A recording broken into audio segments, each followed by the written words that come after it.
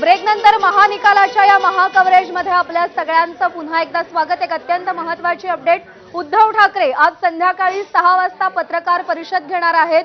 अपेक्षेपेक्षा खूपच कमी जागा त्यांना मिळालेल्या आहेत आणि त्यामुळे या निकालासंदर्भात ते नेमकं काय बोलणार याची उत्सुकता। औरंगाबाद पूर्वमधून एक अपडेट आहे। एमआयएमचे इम्तियाज जलील 3000 मतांनी पिछाडीवर आहेत आणि जे अतुल सावे चौथ्या क्रमांकावर होते ते आघाडी घेताना आपल्याला दिसतात। अजित पवार, प्रफुल्ल पटेल हे वर्षा बंगल्यावर दाखल झालेत। राज्यात सत्ता स्थापनेच्या हालचालींना प्रचंड वेग आलाय, तर उद्धव ठाकरे संध्याकाळी पत्रकार परिषद घेऊन या निकालासंदर्भात आपली भूमिका मांडणार आहेत। आपण चर्चेला सुरुवात करूया, विश्लेषणाला सुरुवात करूया। सरिता मॅम, खरंच आता प्रज्ञा जसं तू सांगितलं, पुढे मुख्यमंत्री पदाच्या सरकार स्थापनेच्या सगळ्या हालचालींना वेग आलेला आपण बघतोय आणि आता बैठक सुरू होते। आपल्याबरोबर धर्मेंद्र जोरे आहेत।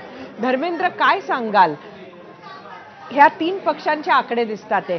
मी रेसमध्ये नाही असं 2 जणांनी आधी सांगितलं होतं, मग नंतर आकड्यांवर आधारित नाही आमचं मुख्यमंत्री पद असं सांगितलं होतं।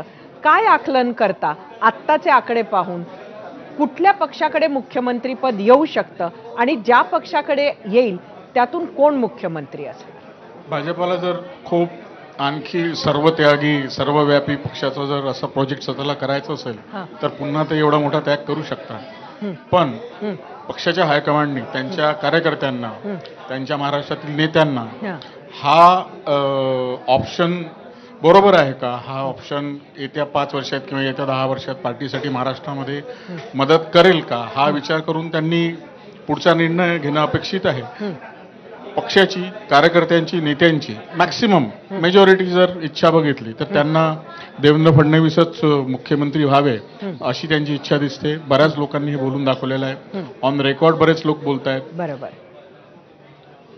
22चा जो सागर बंगल्यावरती जो इश्यू झालेला होता तो जर आठवला असेल तर त्यावेळेचा जो आमदारांमधला आक्रोश होता तो आक्रोश आता जर देवेंद्र फडणवीसांना मुख्यमंत्री केलं नाही तर तो होऊ शकतो असं मला वाटतं। Being silent observer of BJP activities, बाजूला एक आमदार तुमचे बसले, त्यांनी हीच वेळ त्यांनी की म्हणजे ते पण ओपनली बोलू शकतात। He is considered very close to Devendra Fadnavis, त्याच्यामुळे त्यांचंही ओपिनियन तुम्ही घेतलं पाहिजे। पण माझ्या मते यावेळी जर बीजेपीने इथे छत्तीसगड, मध्य प्रदेश आणि राजस्थान सारखा एक्सपेरिमेंट करायचं घेतलं तर मग त्यांचे कॅल्क्युलेशन त्याच्यामागे काय आहेत याचं मला सांगता येणार नाही। आणि त्यांना जर शिंदेनाच कंटिन्यू करायचं असेल तर मग 136 वगैरे जागा त्यांनी कशाला आणला याचाही मला नक्कीच।